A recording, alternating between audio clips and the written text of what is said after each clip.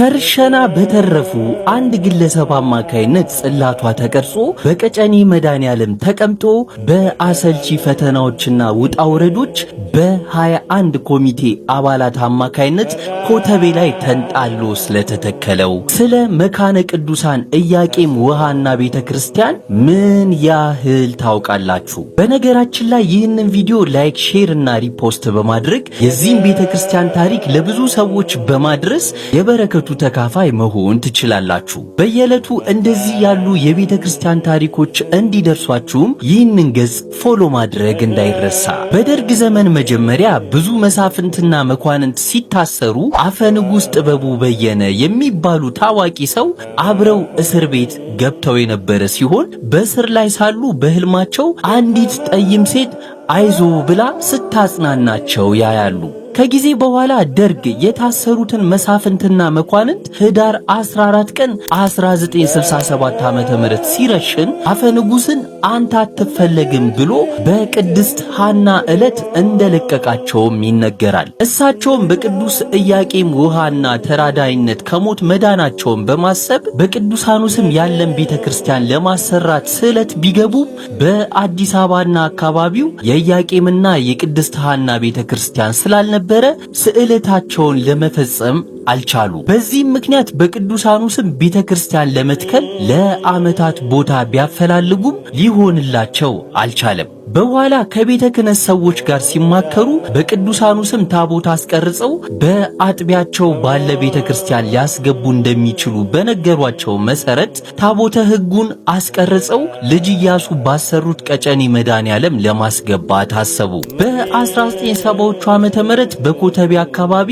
ሕዝብ በብዛት መስፈር በመጀመሩና የቤተክርስቲያን አገልግሎት የሚያገኙበት ባለመኖሩም የአካባቢው ሕዝብ አጥቢያው የካ ሚካኤል ወይም ካራ አቅራቢያ ካለው ቅዱስ ሚካኤል አሊያም ዋሻ ሚካኤል አጠገብ ተክለ ሃይማኖት ቤተክርስቲያን ድረስ በሌሊትና በማታ መጓዝ ግዴታው ነበር። በ1969 የተተከለችው የደብረ ምጥማቅ ሳሊተ ምሕረት ቤተክርስቲያንም ከተተከለች በኋላ ለኮተቤና አካባቢው ሕዝብ ከሌሎች ቤተክርስቲያኖች ቀረብ ያለች ብትሆንም በተለይ በክረምት ወቅት መንገዷ ለመሄድ አመቺ ባለመሆኑ ምክንያት ሕዝቡ ይቸገር ነበር።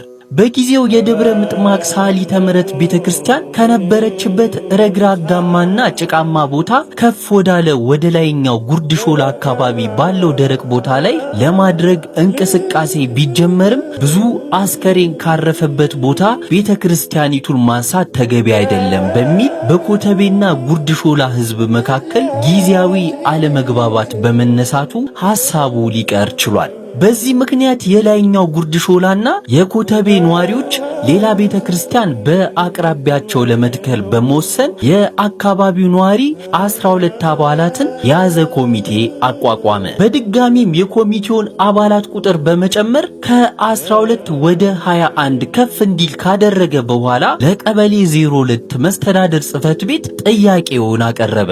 በወቅቱ ከቀበሌው የተሰጠው ምላሽ ግን አዲስ የሚቋቋመው ቤተክርስቲያን አጥቢያው በደብረ ምጥማቅ ሳሊተ ምሕረት ቤተክርስቲያን ስር በመሆኑ ተጨማሪ ቢቋቋም የሕዝብና የካህናት መከፋፈልን አይፈጥርም ወይ የሚል ጥያቄ አዘል ነበር። በዚህም ኮሚቴው ከሳሊተ ምሕረት ቤተክርስቲያን አስተዳደር ጋር በመወያየት የሚሰራውን ቤተክርስቲያን ሰበካውን በሳሊተ ምሕረት ቅድስት ማርያም ቤተክርስቲያን ስር እንዲተዳደር ከስምምነት ተደረሰ። በዚህ መሰረት በወቅቱ ሁለቱም ቤተክርስቲያኖች በሁለት መቅደስና በአንድ አስተዳደር ሊመሩ እንደሚችሉ በመግለጽ በደብሩ ማህተም የተደገፈ ደብዳቤ ለሚመለከተው ሁሉ ተጻፈ። ይህ የስምምነት ደብዳቤም ለቀበሌው ቀርቦ ቢታመን በትም በወቅቱ በነበረው ፖለቲካዊ ባህሪ ምክንያት አንዳንድ ጥርጣሬዎችና ፍራቻዎችን ለመቅረፍ ሲባል ከቀበሌው አመራር የተወሰኑ ግለሰቦችን በኮሚቴ አባልነት እንዲሳተፉ ተደርጎ የቦታ መጠየቂያ ደብዳቤ ከብዙ ውጣ ውረድ በኋላ ለሸዋ ከተማ ልማት ከዚያም ለሚኒስትሩ መስሪያ ቤት ደርሶ ክቡር ሚኒስትሩ አቶ ተስፋዬ ማሩ ራሳቸው በመምጣት ቦታውን አመልክተው ጉዳዩን በአስቸኳይ እንዲፈጽሙ ለአቶ አቶ ከበደ አዳል መመሪያ ሰጡ። በዚህ መሰረት የከተማ ልማት መስሪያ ቤቱ አሁን ያለውን ቦታ ካስረከበ በኋላ ኮሚቴው ቦታውን ለማስከበር አጥር ማጠር ሲጀምር የተወሰኑ ሰዎች ያለ ቤተ ክህነት ፍቃድ ሰዎች ቤተ ክርስቲያን ለመትከል እየተሯሯጡ ነው በማለት በጎን ለቤተ ክህነቱ ተቃውሟቸውን በማቅረብ ቤተ ክህነቱም ኮሚቴው በቂ ማስረጃ ካለው ቀርቦ ማብራሪያ እንዲሰጥ ጠየቀ። ኮሚቴውም በወቅቱ ለነበሩት በቅዱስ ፓትርያርኩ ፊት ማስረጃውን አቅርቦ በማስረዳት ቅዱስ ፓትርያርኩም የሕዝቡን ጥያቄ ተቀብለው በማጤን ቤተክርስቲያኑ እንዲመሰረት ፍቃድ ሰጡ። ኮሚቴው የቅዱስ ፓትርያርኩን መልካም ፍቃድ ተቀብሎ የቤተክርስቲያኑን መቃኞ ለመስራት ሲያስብ የገንዘብ ችግር ተከሰተ። በዚህ ጉዳይ ውይይት ሲደረግ የኮሚቴው ሰብሳቢ የሆኑት ሰው አፈንጉስ ጥበቡን በግል እንደሚያውቋቸውና አፈንጉስም ቤተክርስቲያን ለመትከል ቦታ ሲያፈላልጉ እንደነበር የኢያቄም ወሃና ቤተክርስቲያን በሕዝቡ ፍቃድ ከተተከለ ገንዘቡንም ለመርዳት ፍቃደኛ እንደሚሆኑ በመግለጻቸው ኮሚቴው ለአፈንጉስ የግብዣ ጥሪ አደረገላቸው። አፈንጉስም በኮሚቴው ሰብሳቢ ወዳጃቸው የቀረበላቸውን ግብዣ ተቀብለው የኢያቄም ወሃና ታቦት ከተተከለ ባለ አቅማቸው እንደሚረዱ ቃል ገቡ።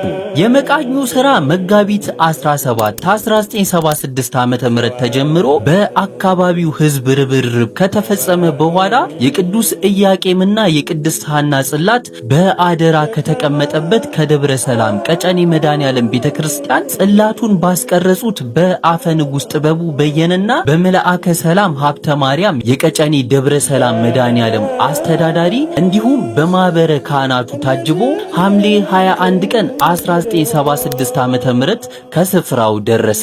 ሌሊቱንም ስብሐተ እግዚአብሔር ሲደርስ አድሮ በንጋታው ሐምሌ 22 ቀን 1976 ዓመተ ምህረት ብፁዕ ወቅዱስ አቡነ ተክለ ሃይማኖት ፓትርያርክ ርዕሳነ ሊቃነ ጳጳሳት ዘኢትዮጵያና ብፁዓን ሊቃነ ጳጳሳት እንዲሁም የቤተ ክህነት መምሪያ ኃላፊዎችና የደብሩ አስተዳዳሪዎች በተገኙበት በታላቅ የሕዝብ አጀብ ታጅቦ ወደ አዲሱ መቃኞ ገብቷል። የደብሩ መጠሪያም መካነ ቅዱሳን ኢያቄም ወሃና ተብሎ በቅዱስ ፓትርያርኩ ተሰይሟል።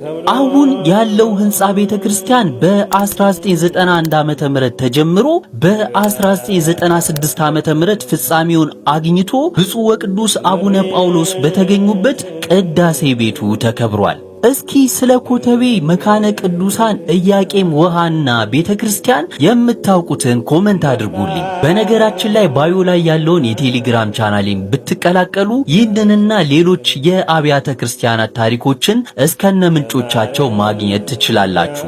ይህ ታሪክም ለሌሎች ሰዎች እንዲደርስ ላይክ፣ ሼር፣ ሪፖስት እንዲሁም በየዕለቱ እንደዚህ ያሉ የአብያተ ክርስቲያናት ታሪክ እንዲደርሷችሁ ይህንን ገጽ ፎሎ ማድረግ እንዳይረሳ። ይመቻችሁ።